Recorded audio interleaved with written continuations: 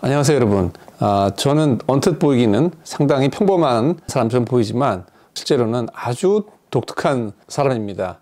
오늘 우리가 뭐 행복이라든지 뭐 인생 이런 얘기를 좀 할 텐데 일단은 어그로는 아닙니다.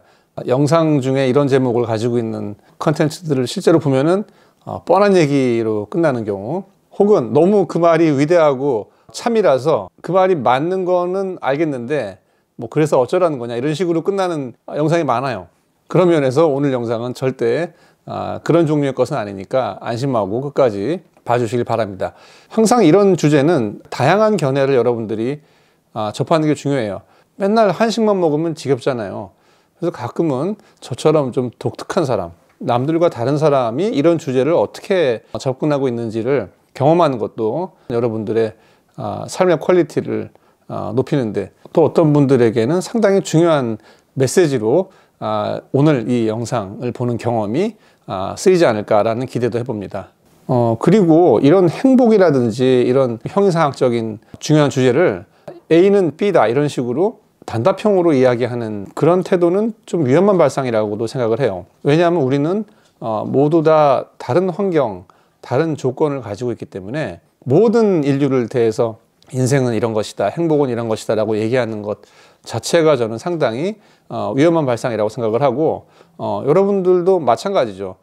어떤 그런 메시지를 듣고 저것이 맞다, 그리고 나는 그렇게 살아야겠다, 이렇게 맹종하는 것도 저는 옳지 않다고 봅니다. 그래서 최대한 다양한 견해, 다양한 사람들이 각자 어떤 것이 인생의 행복이라고 생각하고 살아가는지에 대한 이야기를 최대한 많이 접하는 게 저는 중요하다고 생각해요. 그래서 저처럼 독특한 사람의 이야기, 이 사람은 어떻게 인생을 바라보고 어떻게 살고 있는지에 대한 이야기를 듣는 것도 저는 상당히 의미가 있지 않나, 이렇게 생각을 해봅니다. 자, 제가 남들하고 다른 이유, 첫 번째, 칸트를 읽었다, 원소를 읽었다. 사실 그런 사람은 좀 이상한 사람이죠. 그 다음에 두 번째 저의 독특한 점은 뭐냐면은, 인생이 이 파고가 엄청 높고 낮았어요. 어릴 때는 아주 불우했습니다. 이 어릴 때라는 거는 사실 부하고는 무관하죠. 어릴 때 가장 중요한 게 이제 부모님의 사랑이라든지 화목한 가정, 뭐 이런 건데, 이 자리에서 제가 자세히 말씀드릴 수는 없겠지만 여러분들이 들으시면 깜짝 놀랄 만큼 가족사 뭐 이런 차원에서 상당히 불우한 시절을 겪었다가, 그러다가 또 10대 시절에는, 그때는 사실 애정도 중요하지만 그 돈이 중요하단 말이에요. 한창 연애에 관심 많을 그 10대, 20대는 또 돈이 중요해요. 또 그때는 또 갑자기 또 집에 돈이 좀 많아가지고 진짜 열심히 잘 놀았죠. 흔히 요즘 얘기하는 압구정동 오렌지족, 뭐 노충양 씨가 운영하던 앙주부터 뭐 라쿠라볼루, 몽쿠라볼루 뭐 다 아시는 분들 기억나세요? 시에스타 뭐 나이트클럽, 또 그리고 또 유학 가가지고 또 경험을 또 많이 했죠. 노는 경험을. 여기서 얘기 못하는 그런 불법적인 그런 것도 있었고, 또 근데 또 공부는 또 계속 했어요. 공부는 또 못하진 않았어요. 어쨌든 이게 컸어요. 그래서 이거의 내용을 제가 여기서 설명드리긴 너무 길고, 그냥 요약하면은 경험을 진짜 많이 했어요. 노는 종류도 많았고, 즐거움의 종류, 부자가 됐다가 몇백억 또 빚졌다가 가난뱅이가 됐다가, 그런 면에서는 독특하다. 근데 이제 그게 중요한 게 아니고, 이제 세 번째 독특한 게 중요한데, 세 번째는 뭐냐면요, 저는 인생의 목적을 찾았어요. 인생을 왜 사는지, 어떻게 살아야지 잘 사는 건지에 대한 그런 확신을 가지고 있는 아주 이상한 사람입니다. 우리 주변에 이런 확신을 가지고 사는 사람은 저는 그렇게 보지 못했어요. 종교인들도 실제로 만나서 가까이서 이제 이야기를 해보면은 본인도 자기가 왜 사는지에 대한 목적을 확신을 가지고 있지 않은 분들이 상당히 많습니다. 영성인들도 마찬가지고요. 근데 저는 그렇지 않아요. 저는 제가 왜 사는지, 어떻게 살아야지 잘 사는지에 대한 너무나 확실한 해답을 가지고 그 해답을 추구하면서 매일매일 살고 있는 아주 이상한 사람입니다. 그래서 오늘은 그 얘기를 좀 해보려고 해요. 저 사람은 어떤 인생에 대한 답을 찾았나, 이거를 여러분들한테 제가 주입시키거나 주장하는 게 절대 아니에요. 이 영상은 한식만 먹는 게 아니라 뭐 인도 음식도 먹고 양식도 먹고 뭐 이런 차원에서 저 독특한 사람은 인생을 어떻게 사나 한번 드러나 보자. 이런 차원으로 이 영상을 이해하시기를 간곡히 부탁드립니다. 저는 종교인도 아니고 여러분들보다 뛰어난 사람도 아니에요. 그냥 다른 사람이고, 그리고 그 다름에 대해서 조금 열정적으로 진지하게 파고들었던 그런 사람일 뿐이에요. 그러니까 재미삼아 가볍게 이 영상을 들어보셨으면 저는 좋겠어요. 방금 저는 인생의 목적을 찾았다 이렇게 쉽게 말씀을 드렸지만, 사실 그거를 찾기 위해서는 많은 시간, 많은 노력, 많은 좌절 이 당연히 있었겠죠.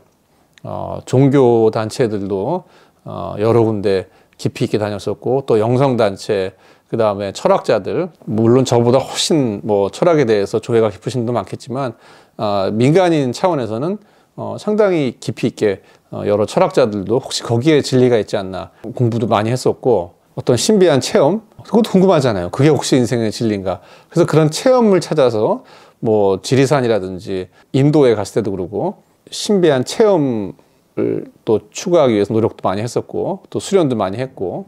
그러니까 어릴 적에 너무 괴롭고 삶이 빡빡하고 절망적이다 보니까 남들보다 더 많이 이런 쪽에 더 관심을 가졌었는지도 모르겠어요.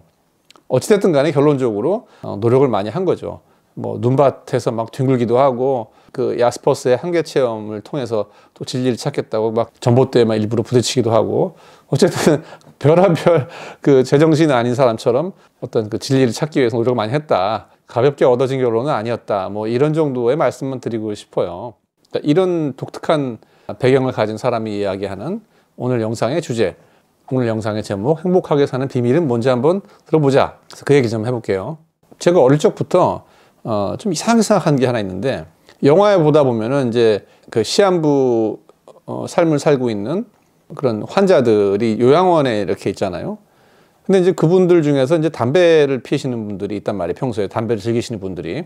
당연히 요양병원에서는 담배가 건강에 안 좋으니까 간호사들이 못 피게 하겠죠. 근데 그 사람들이 이제 남은 삶이 길어야 몇 달, 그리고 짧으면은 뭐 몇 주일 수도 있고, 그래서 곧 죽을 삶을 사시는 분들이 병상에 누워가지고 담배가 피고 싶단 말이에요. 근데 간호사들은 그걸 이제 못 피게 하다가 진짜 죽음이 임박하면은 그때 이제 담배를 피게 하죠.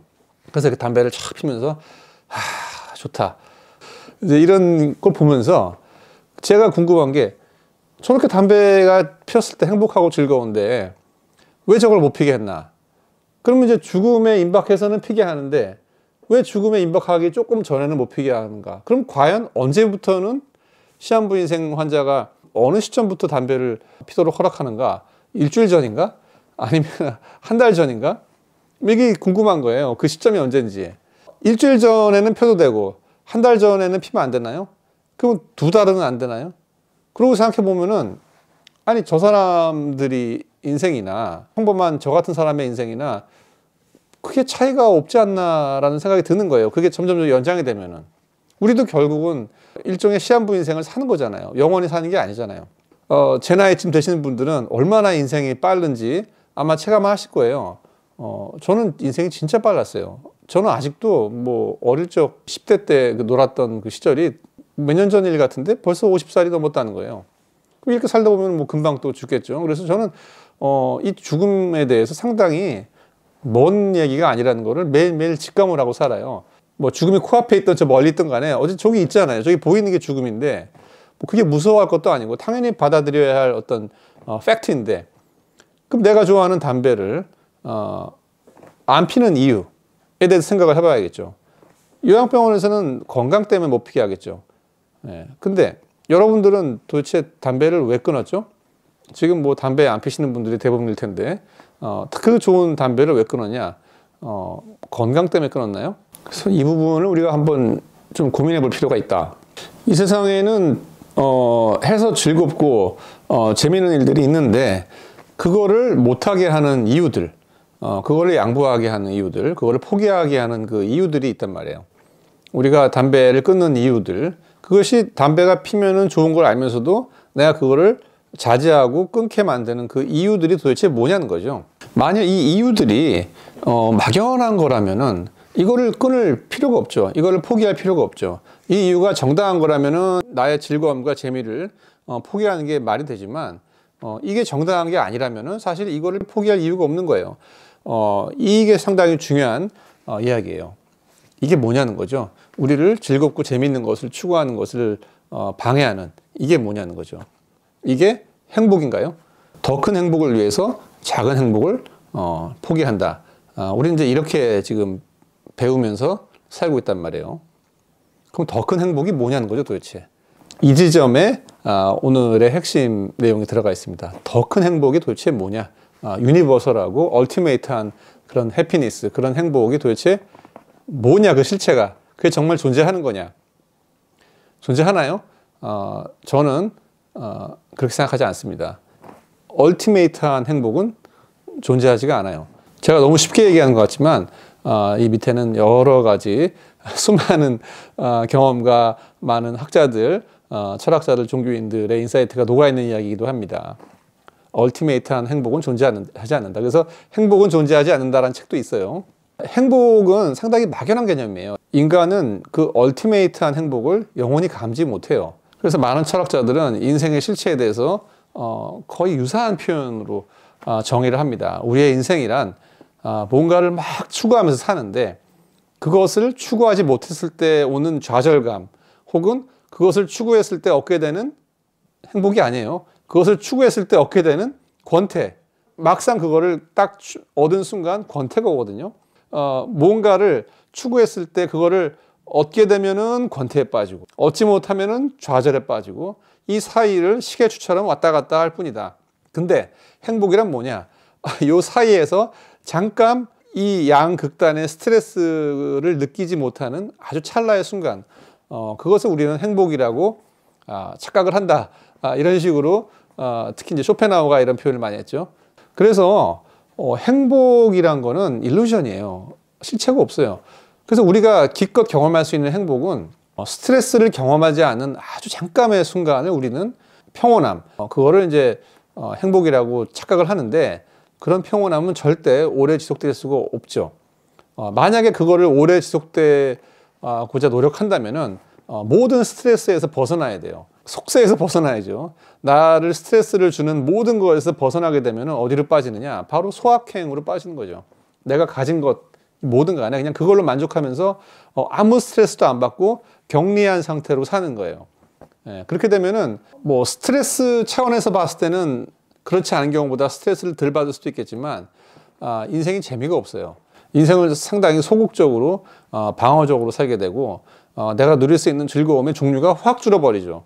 그 안에서 이제 자기 최면을 하면서 행복하다, 즐겁다 이렇게 사는 건데 이 주제에 대해서는 나름 제가 드릴 말씀이 많기 때문에 이 얘기는 제가 다음 기회에 또 하도록 할게요. 그래서 행복 자체를 건드리게 되면은 이게 상당히 머리가 복잡해지기 때문에 행복에 대해서 그냥 막연히 좋은 거라고 생각을 해놓고 대신 이 행복을 추구하기 위한 여러 가지 율법들을 만들어요. 그게 뭐냐면은 뭐 사랑, 인생은 사랑을 위한 거야. 사랑이 정말 인생의 중요한 가치야. 건강이 최고야. 가족이 중요한 거야. 뭐 애국이 중요한 거야. 뭐 사회적 인정이 중요한 거야. 뭐 이름을 남기는 게 중요한 거야. 다른 사람들한테 영향력을 끼치는 게 중요한 거야. 이런 식으로 그럴듯한 모랄리티들을 이 행복의 주변에다가 이렇게 데코레이팅을 하는 거예요. 행복은 사실 의미가 없는데도 불구하고 지금 제가 말씀드린 가족, 사랑 뭐 이런 것들은 그럴듯하거든요. 그래서 가장 그럴듯해 보이는 것들을 이렇게 율법같이 만들어가지고 이것을 지키면서 사는 게 인생의 성공한 인생이다. 인생을 잘 사는 것이다. 이런 접근이 이제 현대인들한테 퍼진 거죠. 그래서 내가 아무리 재밌고 즐거운 게 있더라도 이런 그 행복 율법과 비교해가지고 여기에 배치가 되면 이걸 포기해야 되고 이것과 특별하게 이렇게 대치가 안 되면은 이걸 할 수 있는 거고 우리가 옛날에 그 종교가 기독교가 우리를 지배했을 때는 사실 이런 게 없었어요. 왜냐하면 교회에서 시킨 대로 하면 천국에 가니까. 그리고 그 당시 행복은 지상에 있는 게 아니라 죽은 후에 있었단 말이에요. 그렇기 때문에 우리가 어떻게 하면 행복하게 살까 사는 동안에 이거를 고민하는 자체가 문제가 있었어요.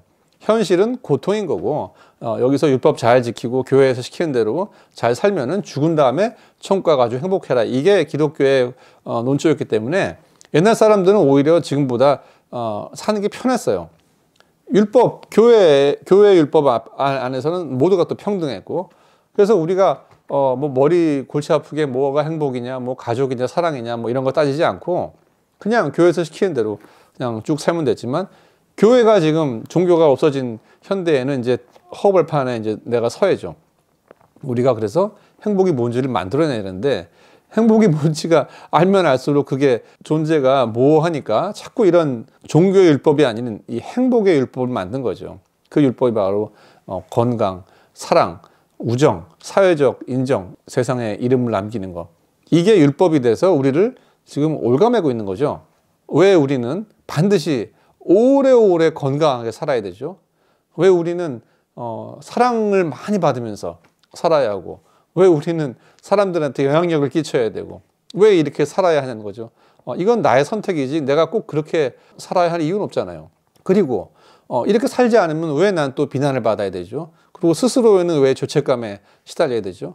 나의 행복을 내가 스스로 결정할 자유를 이 율법이 또 뺏어간 거죠. 당연히 미디어도 이렇게 얘기를 하죠. 이 시점에서 이제 가설 하나를 이제 떠올리는데, 행복은 존재하지 않지만 즐거움은 존재하지 않느냐. 우리가 살면서 느끼는 재미, 뭐 유쾌함, 불쾌할 때 그 쾌감, 그럼 그 즐거움, 재미는 확실한 거 아니냐. 그렇다면은 사실은 우리가 인생을 사는 목적이 행복이라는 그 막연한 개념이 아니라 즐거움과 재미라는 손에 잡히는 그런 개념이라면 어떨까? 즐거움과 재미라고 인생의 목적을 생각해 보면은 갑자기 모든 문제가 또 해결이 돼요. 즐거움과 재미는 행복처럼 막연한 게 아니라 그 순간순간 그 과정에서 겪는 게 즐거움과 재미거든요. 행복은 어떻게 보면은 이미 이루어진 그 상태를 얘기하는 거예요. 모든 조건이 갖춰진 상태. 근데 사람은 항상 그 이미 이루어진 상태에 대해서 만족을 못 하거든요. 그럼 바로 권태에 빠지기 때문에 그게 의미가 없겠지만, 즐거움과 재미라는 거는 그것들을 추구하는 그 과정 속에서 얻는 거기 때문에 이거는 존재하는 거죠. 그리고 매 순간 느낄 수 있는 거고, 이제 혹자는 이제 즐거움만 추구하다 보면은, 즐거움은 눈앞의 즐거움, 순간의 즐거움인데, 이것만 추구하다 보면은 건강이나 가족이나 뭐 사회적 책임이나 이런 것들을 등한시하게 되지 않느냐, 뭐 이렇게 얘기할 수도 있겠지만, 정말 즐거움이 인생의 목적이 되면은 당연히 사람들은 비교를 하죠. 내가 이거를 즐거움을 추구하는데, 만약에 내가 뭐 남들한테 피해를 준다든지, 뭐 감옥에 간다든지, 뭐 이런 일이 벌어지면 더 큰 즐거움을 추구 못할 거 아니에요. 그러니까 당연히 바보가 아닌 이상 중장기적인 거 다 감안해서 즐거움을 추구하겠죠. 그리고 내가 사회적이든 뭐 경제적이든 성공을 해야 더 많은 즐거움을 추구할 수 있기 때문에 사회생활이나 경제활동도 더 열심히 하겠죠. 왜냐하면 더 많은 즐거움을 추구하기 위해서. 그리고 이기적으로만 즐거움을 추구하다 보면은 주변에 사람이 아무도 안 남기 때문에 사람들한테 좋은 영향력을 끼치면서 좋은 인간관계를 유지하면서 즐거움을 추구하겠죠. 그래서 사람이 즐거움을 인생의 목적으로 딱 이렇게 해놓는 순간 사실 모든 문제가 다 해결이 되는 거죠. 그래서 현대인의 불행은 인생의 목적을 행복이라고 착각하면서 살기 때문이다 라고 저는 개인적으로 생각을 합니다. 즐거움과 재미가 인생의 목적이 되는 순간 우리는 명확하게 판단을 할 수가 있습니다. 내가 지금 추구하는 이 의사결정이 즐거움과 재미 차원에서 나한테 더 많은 즐거움과 재미를 줄 수 있는 건지, 아니면은 즐거움과 재미를 방해하는 건지. 뭐 여성의 경우에 애를 낳느냐 안 낳느냐 뭐 이런 중요한 의사결정을 할 때도 인생의 목적이 행복이라는 막연한 개념일 경우에는 그 결정을 하기가 상당히 어려워요. 막연하기 때문에 상당히 거대해 보이거든요. 행복의 율법에는 가족, 사랑 이런 게 있단 말이에요. 그러니까 그게 막연하니까 구체적으로 생각을 못 하죠. 그러니까 좋은 게 좋은 거다, 그런 식으로 남들 다 애 낳으니까 나도 낳아야겠다, 이런 결정을 하겠지만, 인생의 목적이 즐거움이 되는 순간, 내가 지금 애를 낳는 게 내가 인생을 삶에 있어서 그 즐거움이란 차원에서 더 큰 즐거움이 되느냐 아니면 더 즐겁지가 않느냐를 내가 비로소 이성적으로 판단을 할 수 있게 되는 거죠. 이게 큰 차이를 만들어요. 내가 내린 의사결정이 더 확신을 가질 수 있게 되는 거죠. 우리가 담배를 끊는 의사결정을 할 때도 행복율법 중에 있는 그 건강, 이런 막연한 목적을 위해서 담배를 끊게 되면은 그 결정의 강도가 약하다는 거죠. 근데 즐거움이라는 차원에서 담배라는 걸 보는 거죠. 과연 내가 이 담배를 필 때 느끼는 그 즐거움이 큰 건지, 아니면 그 담배를 폈을 때 나한테 나는 냄새, 또 주변에서 요즘도 담배 피는 사람 되게 가난해 보인다, 뭐 없어 보인다, 뭐 이렇게 네거티브한 시선으로 겪게 되는 즐거움의 박탈, 이런 거를 비교했을 때 요즘에는 담배를 끊는 게 조금 더 있어 보이고 사람도 더 괜찮아 보인다. 이런 아주 구체적인 그 손에 잡히는 즐거움의 차원에서 의사결정을 해야지, 이 담배를 끊는 의사결정이 더 힘을 받는 거지, 그냥 뭐 건강을 위해서, 막연한 행복을 위해서 이거를 희생한다, 이런 식으로 담배를 끊게 되면은 담배를 끊기도 어렵고, 끊었다 하더라도 다시 피게 되는 거죠. 왜냐하면 내가 내린 의사결정이 명확한 기준이 없이 내린 의사결정이기 때문이에요. 그래서 인생의 목적이 행복이 아니라 즐거움이 되는 순간, 이때까지 우리가 모호하게 생각했던 것들이 다 해결이 돼요. 나의 의사결정에 대한 기준이라든지, 어떤 직장을 다니고 어떤 일을 하고 또 어떤 즐거움을 추구하면서 살아야겠다는 이런 세세한 의사결정들까지 아주 명확하게 해결이 되는 것을 경험을 할 수가 있습니다. 그래서 저에게 있어서 인생의 목적은 막연하고 먼 미래에 있을 그런 행복을 추구하는 게 아니라 순간순간의 즐거움과 재미를 최대한 누리며 사는 게 인생의 목적이에요. 그래서 저는 재밌게 살기 위해서 사는 거예요, 인생을. 즐거움이라는 이런 가치를 놓고 매 순간 의사결정을 하며 사는 거예요. 그러다 보면은 결과보다는 순간순간의 과정이 중요하게 되는 거고, 결과는 이 과정이 즐거우면은 따라오는 말 그대로 결과일 뿐이죠. 그래서 그 결과가 A가 됐든 B가 됐든 간에 사실 그건 또 중요한 게 아니에요. 결과는 항상 미래에 있는 거잖아요. 그러면 내가 그 과정 속에서 즐거움을 겪다가 어떤 결론에 이르르면은 또 그 결론 속에서 또 그 안에서 또 즐거움과 재미를 추구하면서 계속 사는 거죠, 인생은. 천안을 가는데 내비게이션이 이상한 길로 안내를 해줘가지고 돌아갔단 말이에요. 1시간이면 가는 길을 1시간 반을 돌아갔어요. 근데 그 돌아가는 과정이 만약에 처음 보는 동네를 봤다든지, 뭐 거기서 풍경을 봤다든지, 뭐 그렇게 또 즐거움을 얻을 수도 있는 거잖아요. 그러니까 무조건 우리는 막연한 행복, 거기에 이제 뭐 빨리 가야 된다, 효율성, 뭐 이런 것만 생각하다 보니까 무조건 천안에는 직선거리로 안 막히는 대로 가야 한다라는 게 인생의 목적은 아니라는 거죠. 거기 30분 빨리 가가지고 도대체 뭐 할 거냐는 거죠. 물론 뭐 가는 과정이 재미가 없을 수도 있어요. 근데 재미있을 수도 있잖아요. 그러니까 이런 즐거움과 재미 차원에서 이 상황 판단을 해야지, 무조건 내가 목적지에 빨리 도착해야 된다, 이것만이 인생의 목적은 아니라는 거죠. 우리가 건강하게 사는 것만이 인생의 목적이 아닌 거고, 꼭 뭐 사랑과 가족과 뭐들을 추구하는 것만이 인생의 목적이 아닐 수도 있다는 거예요. 물론 길 수도 있겠죠. 그러니까 즐거움과 재미 차원에서 봤을 때는 길 수도 있고 아닐 수도 있는 거예요. 왜냐하면 과정에서 느끼는 즐거움이 중요한 거기 때문에. 이 영상의 제목이 행복하게 사는 비결이라고 그랬죠. 자, 그럼 그 답을 좀 해봅시다. 그럼 결국은 행복하게 사는 방법이란, 첫 번째로 우리가 할 거는 그 행복을 떼내고 거기다가 즐겁게 사는 방법이라고 표현하는 게 일단은 맞는 거예요. 이게 첫 번째 우리가 해야 할 일이에요. 그 행복이란 단어가 우리로 하여금 잘못된 길로 가게 만들기 때문에 그 행복이란 단어를 떼고 즐겁게 인생을 사는 방법이라고 표현하는 게 첫 번째 우리가 해야 할 일이고, 자, 그러면은 어떻게 해야지 인생을 즐겁게 살까요? 어떻게 해야지 재밌게 인생을 살까요? 이런 식으로 우리가 인생의 목적을 바꿔봐야 되죠. 우리가 즐거움을 정의하면은 즐거움은요, 내가 가진 고유의 취향이 만족되었을 때 느끼는 쾌감입니다. 그것을 우리는 이제 즐거움이라고 그래요. 그래서 취향을 만족하기 위해서 하는 행동을 우리는 논다고 하죠. 그래서 인생을 즐겁게 살기 위해서는 우리가 잘 놀면서 살아야 돼요. 그래서 나의 즐거움의 종류와 크기는 내가 가진 취향의 종류와 크기와 깊이에 따라서 달라지는 거예요. 그러니까 이것이 바로 비밀이에요.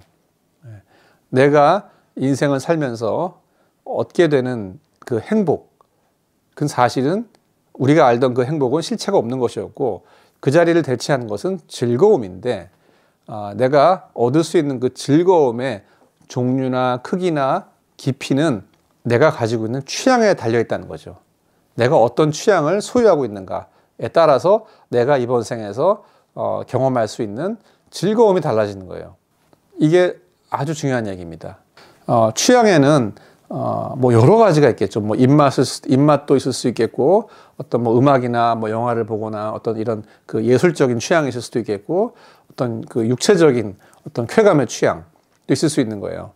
연애를 할 때도 그 연애에 대한 취향이 아주 단순한 사람이 있고 상당히 복잡한 사람일 수도 있어요. 이 이야기가 이제 성적인 게 나오면은 조금 복잡해지는데 뭐 비단 성적인 부분이라 하더라도 그냥 단순하고 간단한 성적 취향을 가진 사람이 얻을 수 있는 그런 즐거움이 있다면 다양하고 깊이 있는 성적 취향을 가지고 있는 사람이 얻을 수 있는 즐거움은 더 다양할 수가 있다는 거죠. 입맛도 마찬가지예요. 맨날 그 한식, 맨날 먹던 것만 먹고 배부른 포만감만 취향을 가지고 있는 사람은 이 먹는다는 행위가 주는 즐거움이 요만큼밖에 없겠죠. 단순하겠죠. 근데 입맛이 다양한 거예요. 그리고 똑같은 음식을 먹더라도 나의 그 입맛, 취향이 깊이가 있는 거죠. 감칠맛도 느낄 수 있고 그 향이라든지 그 음식의 고유의 어떤 그 맛도 체감할 수 있는 그런 취향으로 내가 그 입맛이 개발이 되어 있는 사람, 입맛이 다양하고 깊이가 있는 사람은 먹는다는 행위를 통해 가지고 얻을 수 있는 그 즐거움의 종류와 깊이가 더 많아진다는 거죠. 그래서 어떤 사람들은 뭐 내 입맛에 맞는 게 맛있는 거고 내 눈에 이쁜 게 이쁜 거 아니냐, 뭐 이렇게 얘기를 해버리면은 그것도 맞겠지만 그 개인이 느낄 수 있는 그 즐거움은 딱 그만큼밖에 없는 거죠. 근데 만일 여러분들이 더 많은 즐거움을 얻고 더 깊이 있는 즐거움을 얻기 위해서는 나의 취향이 개발이 돼야 되죠. 나의 취향이 많이 늘어나야 되고 나의 취향의 종류가 늘어나야 되고 깊이가 있어지려면은 취향을 개발할 필요가 있다는 거죠. 그래서 여기에는 이제 공부라는 개념이 들어가는 거예요. 취향을 개발하기 위한 공부를 해야 되는 거죠. 그래서 내가 공부를 해서 취향을 많이 개발하고 그 취향의 종류가 많아지고 깊어지면 그만큼의 즐거움을 얻을 수 있는 거죠. 저는 이제 개인적으로 이 인생을 내가 선택한 게임, 버추얼 리얼리티 게임이라고 생각을 하는 사람 중에 하나예요. 뭐 여러분은 여기에 뭐 동의 안 하셔도 되지만 저는 그렇게 믿어요. 그 일론 머스크도 인터뷰에서 지금의 컴퓨터 개발 속도를 봤을 때 지금 우리가 사는 인생이 가상 게임 세계가 아닐 확률이 뭐 0.000001도 안 된다고 그랬잖아요. 뭐 그게 믿거나 말거나 한데 저는 이게 지금 게임이라고 믿어요. 이 이야기도 그냥 제가 툭 한 게 아니라 사실 이 결론에 이르기까지는 아주 많은 고민과 공부와 자료들이 저를 여기까지 오게 이끌었지만 그 이야기는 이제 뭐 오늘 드릴 말씀은 아닌 것 같고, 어쨌든 간에 이게 만약에 게임이라면은 더 명확해지는 거죠. 우리가 게임을 할 때 목적이 뭐냐는 거죠. 제가 다른 영상에서 말씀드렸겠지만 우리가 삼국지 게임을 할 때 그 게임을 하는 목적이 전국 통일을 하기 위해서가 아니죠. 우리는 그 게임을 하는 목적은 즐거움을 얻기 위한 거예요. 재미를 위해서 게임을 하는 거죠. 그래서 전국 통일이 목적이라면은 그냥 시작하자마자 전국 통일되고 전쟁하면 다 이기고 뭐 이래버리면은 재미가 없어요. 그 게임을 하는 의미가. 게임을 할 때 재미있게 만들어주는 게 뭐냐면은 스트레스인 거죠. 역경, 고난, 이게 있어야 재밌는 거예요. 그래서 인생의 목적이 행복이 아니라 즐거움과 재미로 이렇게 그 발상을 전환을 하는 순간 우리가 인생에서 겪게 되는 스트레스, 내가 가진 불우한 환경, 이런 것들이 절대 악이 아닌 거예요. 이거는 꼭 필요한, 내가 게임을 즐겁게 하게 만들어주는 어떻게 보면 고마운 장치들인 거죠. 이건 약간 이제 뭐 뇌피셜이긴 한데 이 장치가 너무 큰 사람은, 그러니까 너무 고난과 스트레스가 많은 사람은 본인이 그거를 세팅을 한 거예요. 이것도 믿거나 말거나 합니다. 아마 그분은 전생에 아주 편안하고 평온한 지루한 삶을 아마 사셨던 분일 가능성이 많아요. 그러니까 이번 생에 난이도를 좀 높인 거예요. 더 다이나믹한 즐거움을 얻기 위해서. 그래서 이거를 역경을 극복하는 그런 즐거움을 이번 생에 한번 추구해 보자, 뭐 그런 식으로 이제 세팅을 한 건데, 우리가 삼국지 게임 하다가 너무 난이도를 높여버리면은 중간에 하다가 갑자기 게임이 끝나버려요. 갑자기 적이 쳐들어오고 막 역경 불고 그래가지고, 그러면 이제 컴퓨터 껐다가 다시 켜는 거죠. 아유, 너무 세게 했네. 그래서 이런 차원으로 저는 이해를 해요. 물론 스트레스나 뭐 이런 뭐 일이 안 풀리고 뭐 갑자기 매출이 안 나오고 이러면 속상하죠. 그러니까 즐거움이라는 거는 스트레스가 없는 상태가 아닌 거잖아요.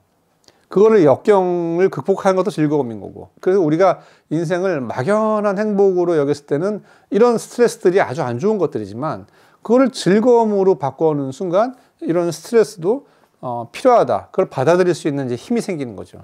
잠깐 얘기가 빗나갔는데, 다시 그러면 어떻게 해야지 즐겁게 사느냐? 그러면 어떻게 해야지 내가 이 취향을 공부를 해서 더 다양하게 깊게 하느냐?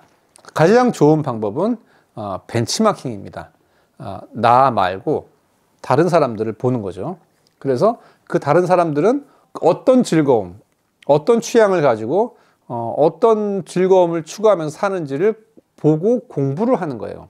음식을 먹을 때도 맨날 집에 틀어박혀 가지고 맨날 먹던 음식만 먹으면 본인의 취향이 개발이 안 돼요. 음식의 취향을 개발하기 위해서는 다른 사람들은 어떤 음식을 먹나, 다른 나라 사람들은 어떤 같은 요리라도 어떤 소스를 해서 먹나, 그 양념은 내가 모르는 건데 그 양념은 어떤 맛인가, 이렇게 맛을 봐야죠. 맛을 보기 위해서는 어쨌든 많이 경험을 해야 되는 거죠. 이런 벤치마킹을 통해 가지고. 그래서 타 사례를 많이 접촉을 해야 돼요.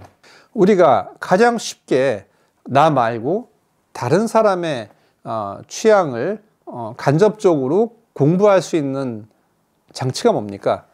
그게 바로 소설이에요. 영화고 음악이고 미술. 그래서 아까 저희가 즐거움을 추구하기 위해서 하는 게 노는 거라고 그랬잖아요. 그렇기 때문에 논다는 것은 결국 나의 취향을 만족시키는 행위인 거예요. 놀면서 얻는 즐거움이라는 게 나의 취향이 만족되는 거니까. 그래서 소설이나 영화나 미술이나 음악 같은 거 보면은 거기에는 나와 다른 종류의 인간들이 등장을 하고, 그 인간들이 본인의 어떤 가치관이나 취향에 따라서 인생을 사는 거를 우리가 간접적으로 체험을 하죠. 그러면서 내가 가지지 않았던 새로운 취향에 대해서 경험을 하게 되는 거예요. 영화를 재밌게 보는 방법, 소설을 재밌게 읽는 방법, 미술 감상을 잘하는 방법, 뭐 이런 거의 비결은 거기에 등장하는 인물들의 내가 간접 이입이 돼서, 뭐 전문 용어로 거기에 빙의가 돼서 내가 아닌 그 등장인물의 관점으로 세상을 바라보고 세상을 즐기는, 경험하는 그런 체험을 통해서 얻어지는 즐거움을 얻는 거죠. 그게 바로 예술 감상의 방법인 거죠.